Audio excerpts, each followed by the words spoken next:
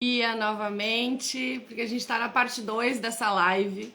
Reiniciei aqui, vou chamar a Isis então para a gente falar sobre o nosso último tema da semana, agora efetivamente sobre o tema, que são estratégias práticas na prática da advocacia. É, e, e eu só vou aqui convidar a Isis então.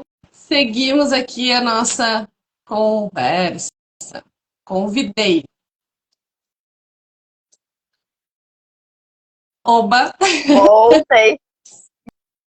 Meu Instagram tá com alguma coisa. Não sei que ele tá me derrubando sempre. Ah, meu Deus, vamos lá. Vamos lá, vamos lá. Bom dia, bom dia, bom dia. Dia. Conclui a tua fala. Eu estava já se encaminhando para o nosso tema. Eu falei rapidamente que a gente estruturou aqui a nossa fala a partir dessas estratégias práticas, especialmente daquilo que a gente vem desenvolvendo, né, no nosso trabalho, na nossa experiência e do que a gente tem falado a semana toda aqui já. Então eu já vou te passar a palavra, tu conclui a tua fala e já começa aí a nossa conversa, por favor. Beleza. Bom, a gente estava falando sobre essa questão das inseguranças, né? Que a gente já está vendo um perfil de advogado no sentido, né? A gente estava falando dessa questão da gestão de conflitos, do diálogo e também desse lugar de que os perfis também já vão mudando. Então, essa nossa fala aqui hoje, a gente tem que pensar, tem aquele advogado que está começando, aquela advogada que está começando e que está ainda pensando, e agora, por onde eu começo? E também tem um advogado ou advogada que já está no mercado há algum tempo, uns há pouco tempo, outros a médio e a longo prazo. Essa nossa fala aqui é geral, mas claro que está muito vinculado também a algumas, porque mesmo quando a gente já está no mercado, quando as pessoas já estão efetivamente no mercado, elas podem às vezes sentir alguma insegurança em relação, acho que vou mudar da área, ou vou sair dessa sociedade, vou começar a advogar sozinha. Quantas pessoas advogam em grandes escritórios e depois optam, por exemplo, para ir para um escritório seu? Né? Quantas pessoas fazem essa transição de carreira? E eu acho que esse é um grande ponto aqui, da gente pensar nesse espaço como... Porque não saber não é uma coisa negativa. Eu acho que quando a gente entra nessa lógica do cara, eu posso aprender, isso pode ter aí, inclusive, um motor de, né, de uma energia positiva no sentido de agora eu vou fazer, vou atrás, vou me especializar, vou construir isso. Então, acho que esse não saber pode ser extremamente positivo em muitos casos. E eu acho que a gente também tem que se permitir o tempo inteiro revisitar os nossos saberes, porque o mundo está mudando, a gente agora está em plena era, né, como eu digo, inteligência artificial, chat GPT, isso já está mudando consideravelmente todas as configurações, então muita coisa está sendo alterada. Eu acho que o advogado e a advogada está sempre se reinventando dentro dessa sociedade que também está sempre mudando.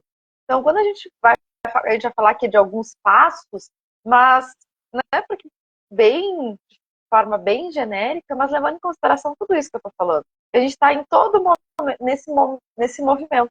Como é que a gente, né, a gente deve se perguntar, e agora? Será que o ChatGPT vai acabar com os advogados que trabalham na área contratual? Não, calma. Né?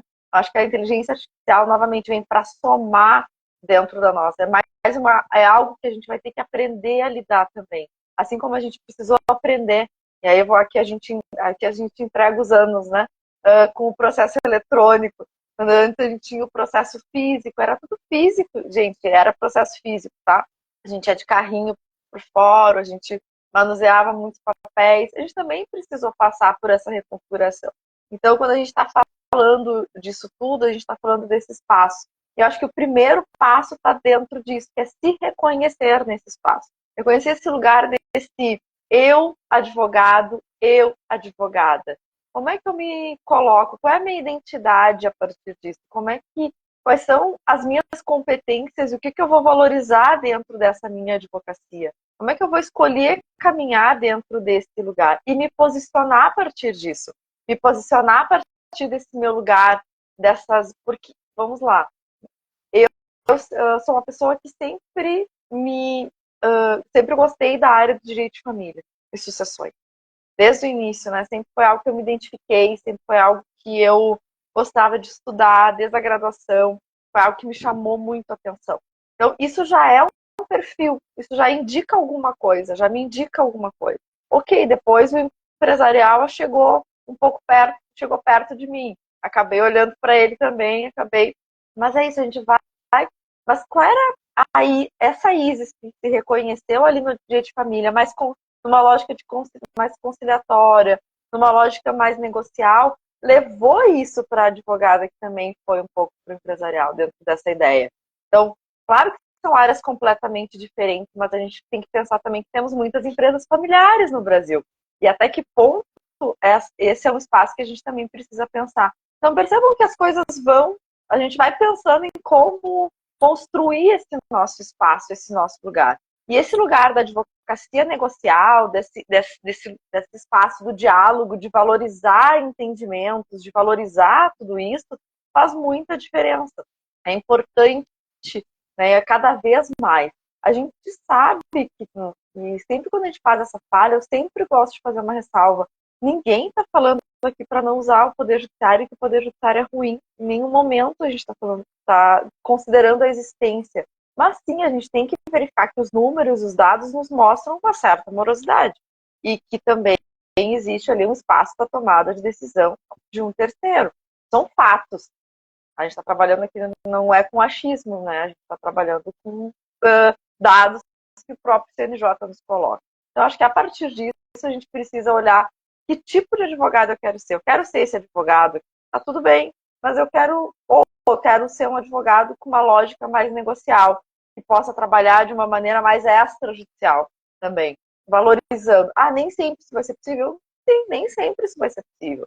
Mas em muitos casos, isso é possível.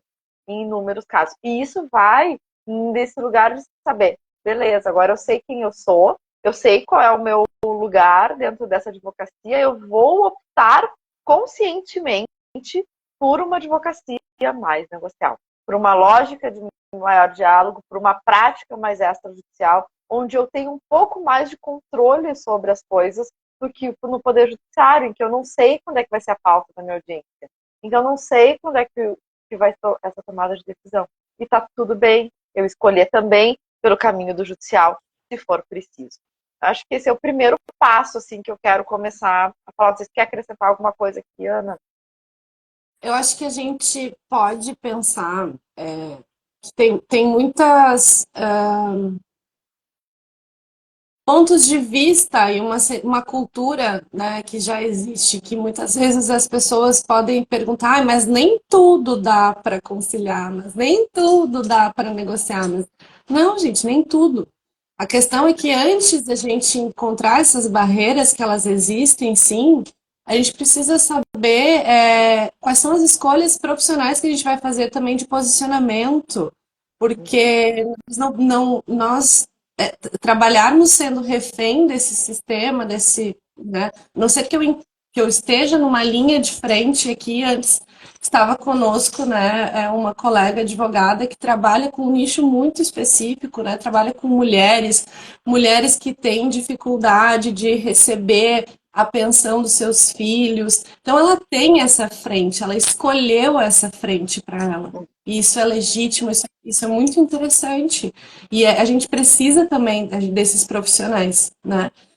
Não é sobre ser possível ou não ser possível, é sobre, dentro daquilo que é possível, a gente está trazendo essa experiência e essa possibilidade, como falava anteriormente, para resolver algumas dores que a gente percebe que os advogados passam de insatisfação em relação à entrega do seu trabalho, porque tem coisas que não dependem do advogado, né, e da advogada. Então, é nesse sentido, e acho que esse autoconhecimento, esse primeiro passo é fundamental, saber quais são os nossos limites e qual é o nosso perfil, quais batalhas, né, a gente vai aí também patrocinar com os nossos clientes, né, diante da área que a gente escolher. Então, acho que é só essa colocação.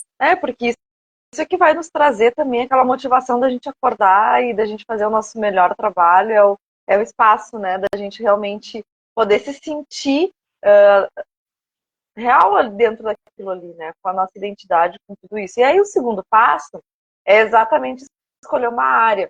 A gente cada vez mais tem se falado da importância da especialidade, né? O direito é uma coisa gigantesca, né? Todos sabemos disso. É muitas nuances. Se eu não me especializo, eu não vou conseguir saber qual é o detalhe daquela área. E às vezes saiu uma decisão ontem que pode ser muito interessante para o caso que eu estou trabalhando. Então, estar atento a tudo que está acontecendo no universo jurídico disso, as decisões, a legislação, a doutrina, juntando todos esses elementos aí, né, todas as fontes do direito, para que a gente possa construir todos os, né, toda a nossa, saber para que lado caminhar, para construir a estratégia. Ontem a gente falou tanto da estratégia, da importância da estratégia no divórcio.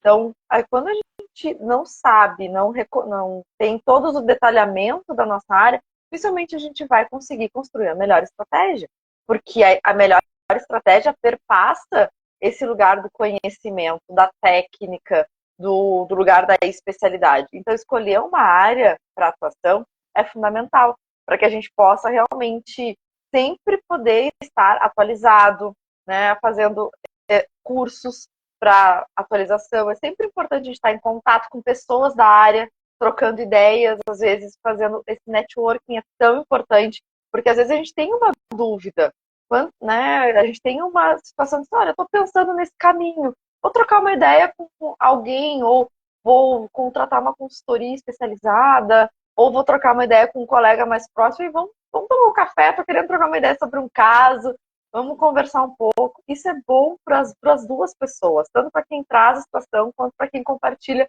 um pouco da sua experiência. Essa troca é muito rica. Então, acho que esse é o segundo passo, né? Da gente poder fazer escolhas. Eu disse, eu me identifiquei com o dia de família logo na graduação. Algumas pessoas vão se identificar depois, né, em algum momento. Eu, quando olhei para o dia de família, disse, gente, isso aqui é maravilhoso. Esse é o mundo que eu quero percorrer durante a minha vida. Então, desde então, eu estudo mais aprofundadamente, né? Dia de família, sessões criança e adolescente. Foi uma escolha consciente e sou muito feliz com essa minha escolha, muito feliz.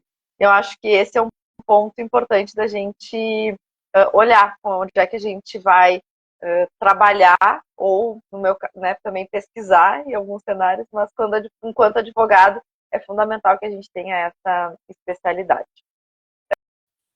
Eu acho que o terceiro passo, quando a gente está falando disso tudo, é quando eu já identifiquei quem eu sou, eu já sei qual é a área que eu quero atuar.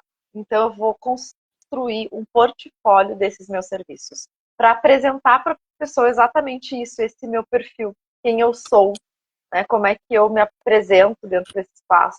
E a pessoa vai me procurar e agora, como é que eu trabalho? Como é que é o meu trabalho? Para poder apresentar a minha forma de trabalho. Que pode ser que para aquela pessoa não faça sentido. E está tudo bem. Esse é o grande ponto.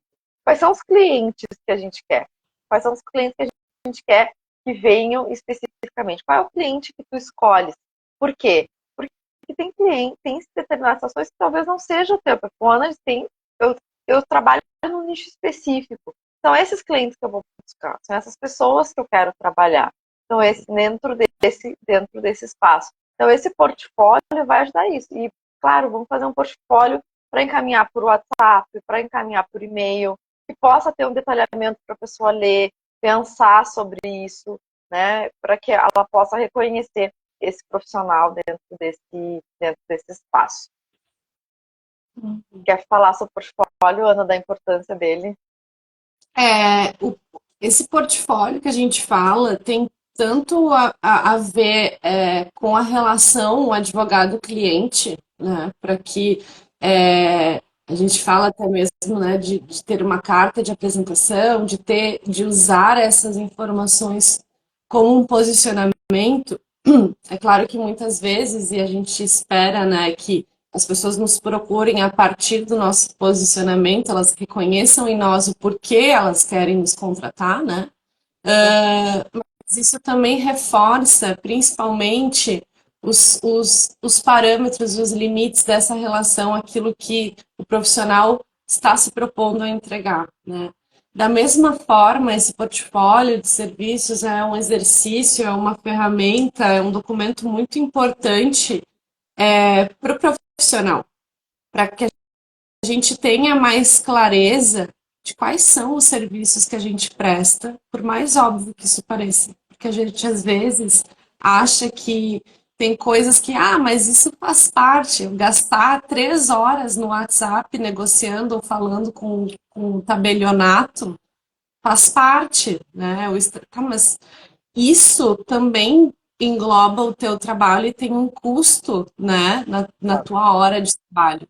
Então, é nesse sentido a gente se dá conta de quais são todas as nuances, a gente vai falar das fases depois um pouco mais, mas tudo que compreende cada serviço que tu presta, até porque o passo seguinte a isso também, além da questão de olhar para as fases da prestação de serviço, é no momento de apresentar para o teu cliente efetivamente tudo que tu vai desenvolver nessa prestação de serviço. Isso é também o valor do teu trabalho, né? O cliente nem sempre enxerga efetivamente o que o profissional da advocacia está fazendo, e a gente está trabalhando o tempo todo, né?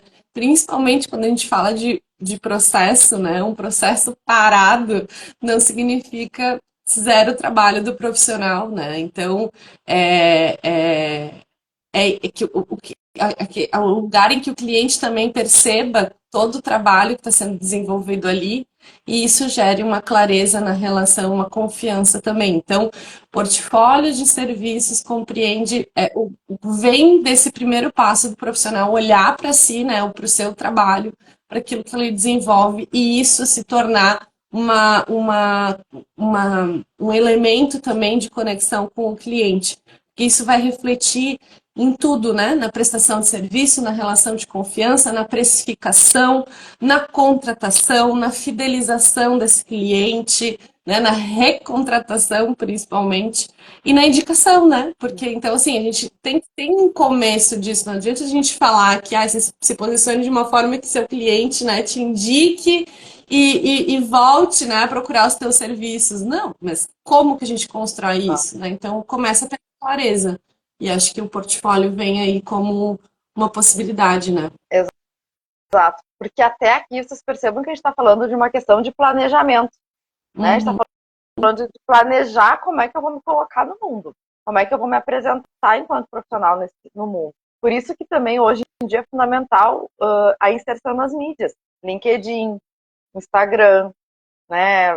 Vou ficar por aqui, né? Mas pode falar, falamos de TikTok, tem várias outras mídias. E como é que a gente pode aproveitar isso para divulgar conhecimento, para se apresentar, para colocar, né, dizer que existe esse perfil dentro do mundo. Claro, sempre cuidando do código de ética da advocacia, que a gente sabe que tem ali alguns pontos sempre a serem observados.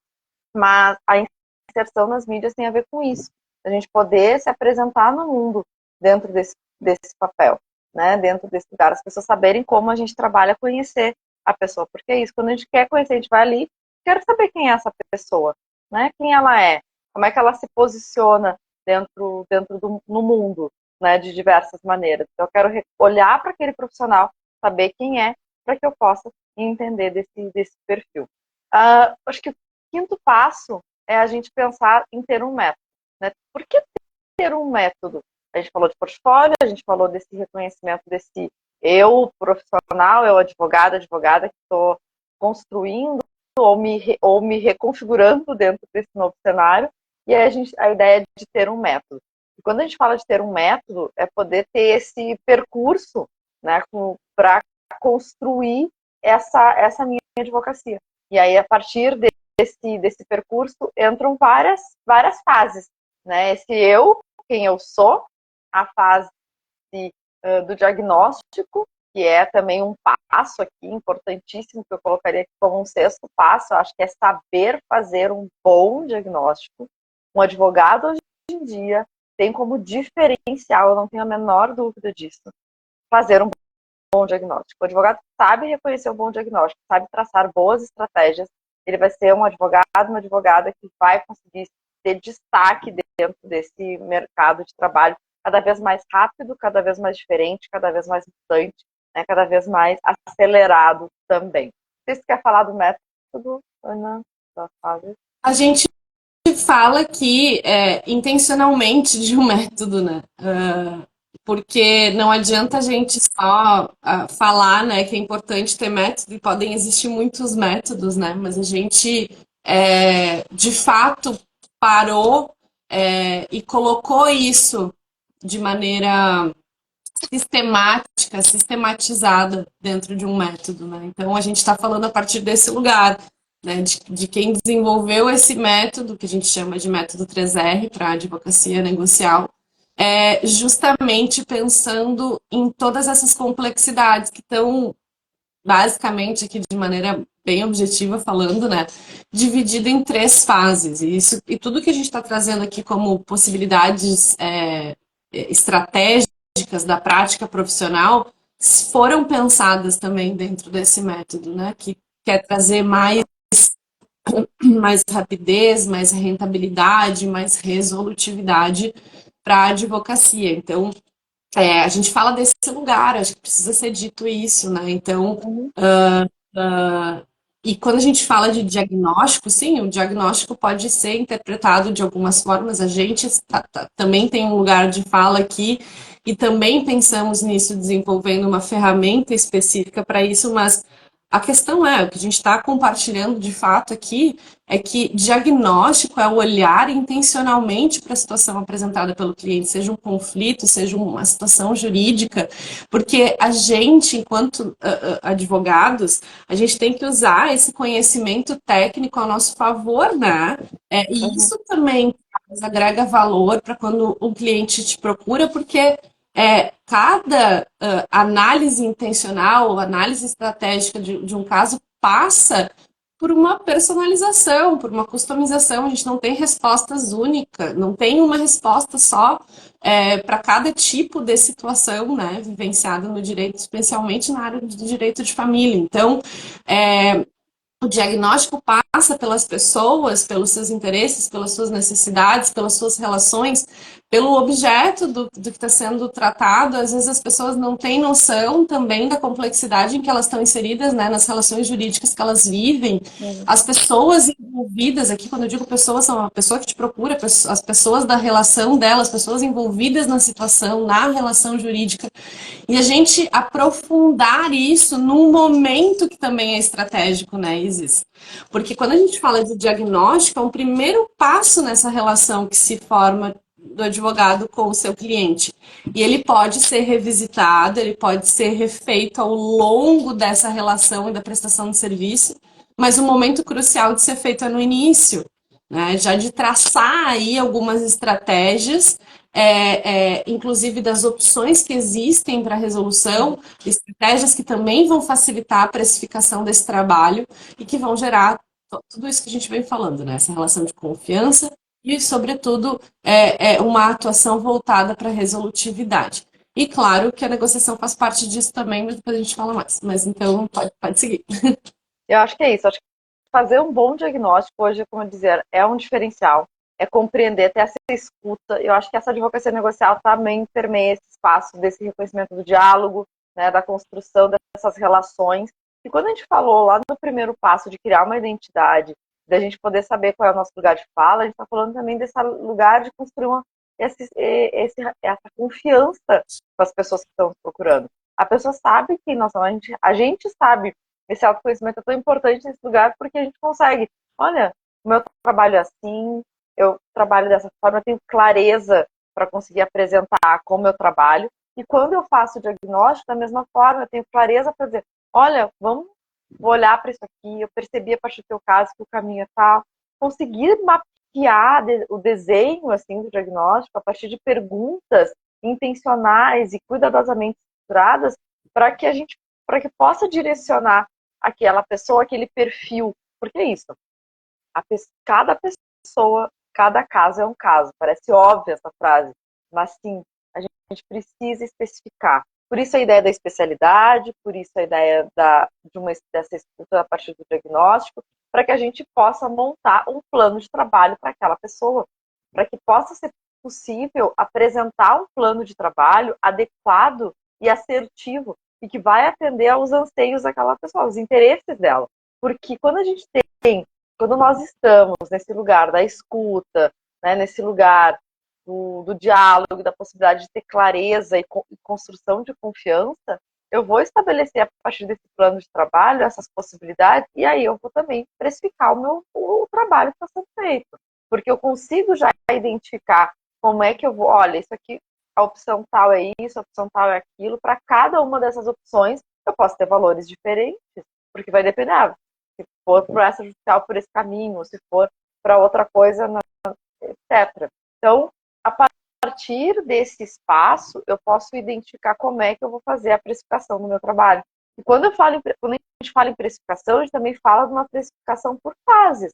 É importante pensar que para fazer esse diagnóstico, é fundamental cobrar por esse diagnóstico. Não, é algo que vai ser rápido, porque tem que marcar uma consulta, a partir dessa consulta, fazer toda essa escuta, talvez, a partir dessa escuta, solicitar algum outro documento para poder ter um real esclarecimento do que está acontecendo.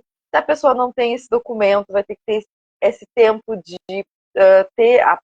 acessar essa documentação. Então, tudo isso vão ser elementos importantes para a construção desse diagnóstico, desse levantamento de informações, quer sejam elas documentais ou elas, né, no momento dessa conversa, desse meu primeiro contato. E com essas informações é que eu vou construir esse meu diagnóstico. E aí eu consigo, a partir disso, ter um plano de trabalho real, que não é uma ficção, né? Não é uma coisa, eu acho que tal coisa. Não, é uma coisa, é factível, é aquilo ali. São essas as possibilidades. Não. Mas nesse primeiro momento, é isso que temos. Claro que as coisas podem... Cortou alguma coisa? Não. Cortou. Um pouquinho, assim. Acho que tu tava mudando a frase. Eu acho que... Não, eu estava falando exatamente isso, que as coisas não são engessadas, mas nesse primeiro momento, sim. A gente tem um planejamento inicial. Claro que as modificações, eventuais adaptações, isso inclusive precisa estar previsto para que eu saiba como lidar com situações novidadeiras, aí, né? Questões que vão aparecer dentro desse cenário. E passo para a Tia falar um pouquinho disso. Aqui a gente quer trabalhar com a ideia de uma mínima previsibilidade, né, para todos os envolvidos. A gente sabe que na advocacia a gente não tem garantia, né? Não pode garantir, especialmente quando a gente fala da judicialização, a gente não pode garantir resultado. Dificilmente a gente consegue responder alguém, e principalmente no direito de família, né? Quanto tempo vai levar uma demanda? A gente tem médias, né? Que o próprio Conselho Nacional de Justiça faz. Mas aqui é trazer uma clareza para o cliente, mas também para o profissional, daquilo que está ao alcance, né, do controle que está na mão do profissional. Né? Então, a partir de que momento ou que a opção que for escolhida, o quanto se tem controle, principalmente do tempo, que é uma questão muito importante na prestação de serviço e na resolução das questões. Então, a gente traz esse elemento previsibilidade, elemento tempo também como uma variável, inclusive quando não for possível resolver de maneira consensual, né? Então, e aí dentro daquilo que é possível mensurar, principalmente de tempo. E dentro dessa previsibilidade possível de ser feita, a gente também entender como precificar isso e como vai se dar a relação com o cliente, né? Qual é o tempo dessa relação, como é que ela vai se dar ao longo do tempo de prestação de serviço. É nosso dever também sempre falar que a gente tem a OAB, né, em âmbito nacional, no caso, cada estado tem a sua tabela, né, de honorários, então a gente tem esse parâmetro, ele deve ser seguido, mas a lógica é que não seja abaixo daquilo, aquilo é um mínimo, né, que se entende como adequado que a gente faça que a gente tenha como parâmetro de cobrança, né? Então, acho que esse é um ponto que a gente sempre tem esse dever de falar, então, e que as pessoas, que nem sempre os clientes sabem dessa informação, mas é importante a gente trazer também como um dado de realidade, né? Que a gente parte, a gente tem consciência, a gente sabe que esses são os valores que a gente parte na nossa classe. Mas caberá a cada um dos profissionais manejar o tempo e essas variáveis e a complexidade que cada demanda apresenta. Então, por isso que é uma análise estratégica e intencional, né? Assim, algo que a gente está falando aqui que vai demandar, sim, um esforço, um momento dessa conscientização, mas que ao longo da trajetória, né, e da prática profissional, isso vai facilitar muito a vida do profissional. Por quê? Porque a gente vai precisar fazer isso uma vez, precificar e tentar dimensionar também os nossos serviços, né, considerando algumas variáveis, porque imagina se cada cliente que chega demorar, passar 1 hora, 2 horas, 3 horas batendo a cabeça, tendo que precificar, né? Então, nesse sentido, assim, também clareza nessa troca de informações com o cliente. Então, a gente trabalha muito, eu acho que tu pode falar bem disso também, né? Que a gente esquematiza isso por meio dessas fases. E a gente também trabalha muito numa lógica de forma de trabalho e plano de trabalho, né? Que é muito importante se ter essa clareza e que essas informações podem e devem ser compartilhadas com o cliente, né? Que é aquilo que a gente falava sobre comunicar sobre a extensão do teu serviço e tudo que compreende o teu serviço, né? Uhum. E a outra coisa é que isso também vai refletir no próprio contrato de honorários, né? Porque essa relação é uma relação contratualizada, e nós já falamos de contrato essa semana, mas esse também é um contrato muito importante na prática da advocacia, né? Sem dúvida. Eu acho que tudo isso que a gente está falando, planejamento é fundamental quando a gente está querendo ter as coisas, né, de maneira que faça, né, que a gente possa verificar e não depois ficar sofrendo com algumas tomadas de decisão. A gente possa antecipar algumas coisas e possa já pensar nisso. E, por exemplo, qual é o valor da tua hora técnica? Né? Quanto se cobra? Eu preciso ter isso definido. Eu preciso já intencionalmente, né, como falas, já ter essa ideia, identificar tudo isso, já conseguir ter alguns parâmetros importantes para que eu tenha isso, o meu perfil. Olha, o meu perfil é esse, eu penso dessa forma, eu trabalho com essa área, meu portfólio, eu tenho esses serviços, eu sei qual é o valor da minha hora técnica, isso dá uma certa também tranquilidade, porque se vier alguma pergunta, eu já sei como responder, eu já sei como trazer um argumento para responder, para me posicionar, porque esse é o lugar, né? Como é que tu te posicionas enquanto advogado, Então, acho que tudo isso é fundamental para que a gente possa ter ferramentas adequadas, para que a gente possa se sentir seguro dentro desse espaço. A gente falava no início de insegurança, que muitas pessoas se sentem inseguros em começar a advogar, em iniciar nesse mercado. Meu Deus, por onde eu começo? A gente tentou aqui fazer um mapeamento muito rápido, exatamente para trazer um pouco mais de segurança, um pouco mais, né, deixar um pouco mais palpável esse lugar, para que as pessoas possam olhar e dizer, é possível, claro que é possível. Eu só preciso ter aqui, pensar em alguns passos, em algumas estratégias, para que eu possa me inserir nesse mercado e para que eu possa ter realmente aí grandes possibilidades dentro disso. Eu acho que é por aí.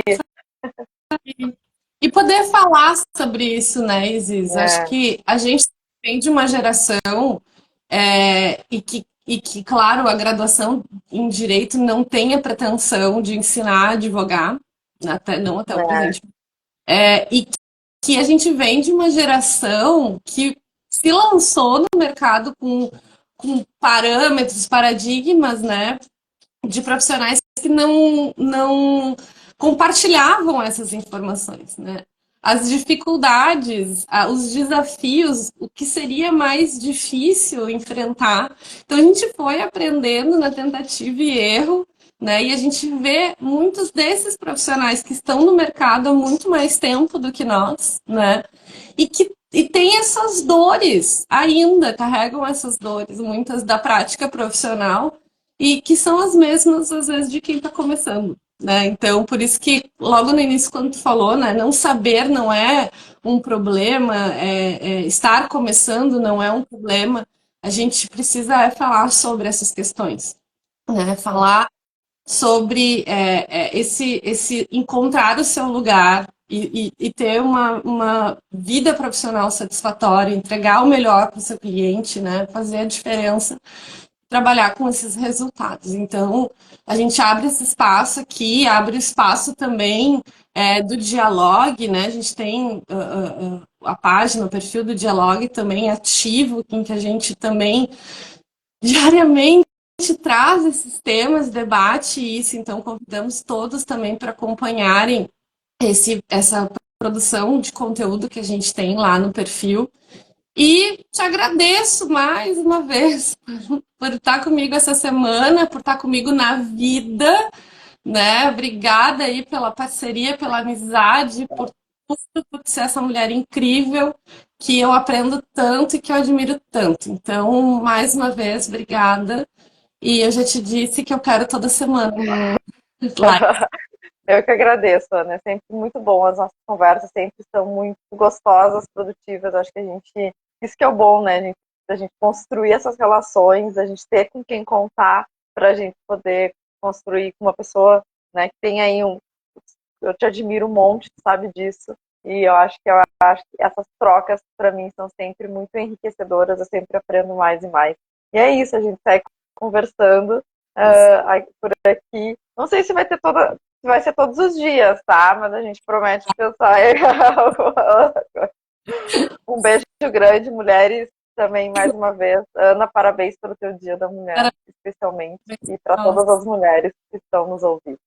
Aí, vamos juntas, e não é sobre não trazer os homens para esse debate, Não, jamais.